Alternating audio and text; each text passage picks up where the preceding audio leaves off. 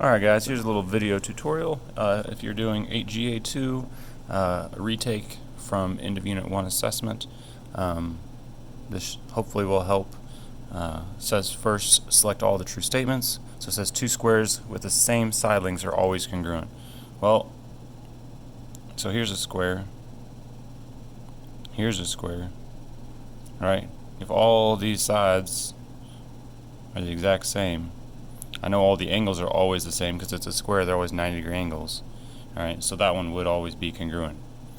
Rectangles, though, same side lengths. Well, I guess we could do something like this. Let's see, same side lengths. So if we had like this as well. So those two are still congruent, right? It doesn't matter if you rotate it, right? It would still be congruent to the original here. So that's not going to make it. The angles here, are they all the same? Well, yeah, these are all 90-degree angles, right? So that's not going to affect it. So let's think. Is there a way that these could have different shape, different size, if they're already telling us that the same side lengths are true on both of these?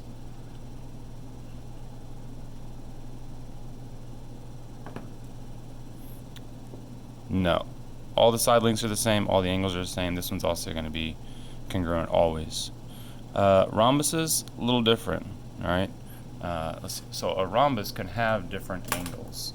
Alright? A rhombus doesn't always have the exact same angle sides. Alright? So here's an example of a rhombus here. Alright? But it could possibly be maybe a little more squished. The angles, might be a little bit different on two of these, even if they have the same side lengths. It could possibly be a little bit different angles. So rhombus, not so much.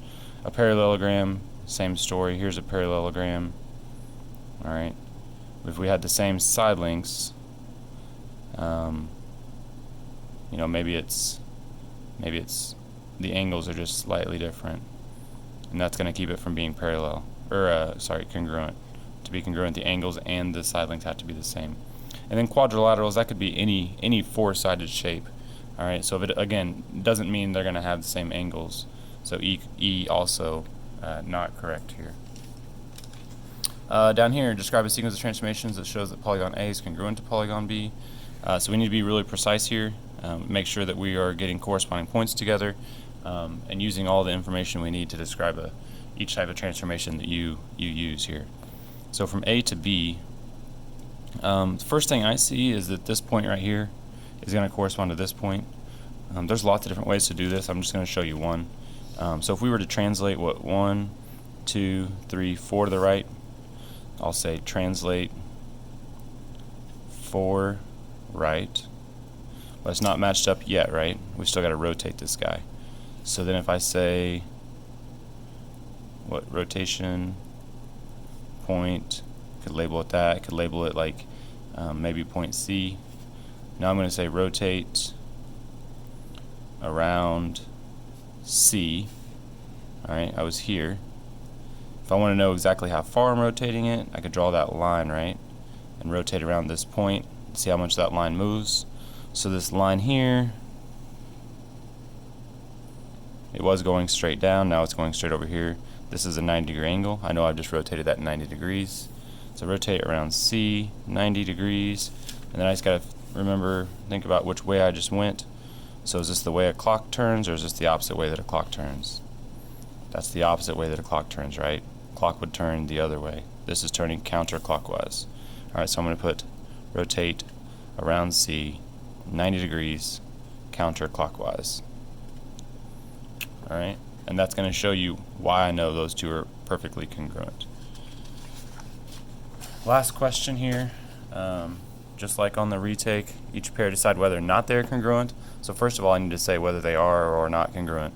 And then I need to support my answer using rigid transformations. So on this first one here, I've gone ahead and traced A Now let's see if we can get that to match up perfectly here to B.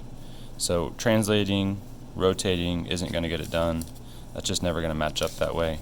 If I flip it, right, the last thing I need to check, oh, okay, so I had to reflect, and that'll make it match up perfectly. So yes, they are congruent. They matched up perfectly.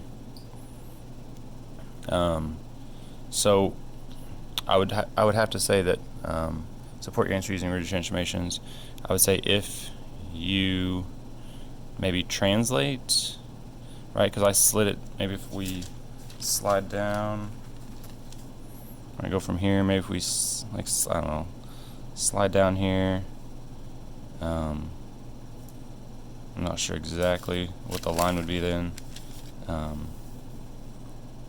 We're not going to go in real great detail because there's no grid here.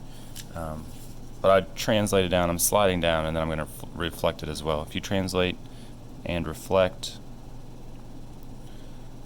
they are the same shape and size.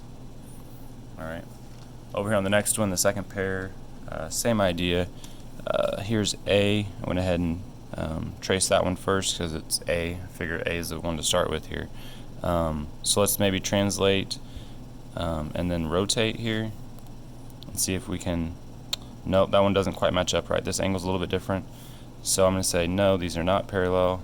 If you translate and rotate, they are different shapes and sizes. Alright. So that's the end of 8.G.A.2. Hopefully that's going to help you get proficient or distinguished on your retake. If you have any questions, please come up and ask your teacher. Thanks.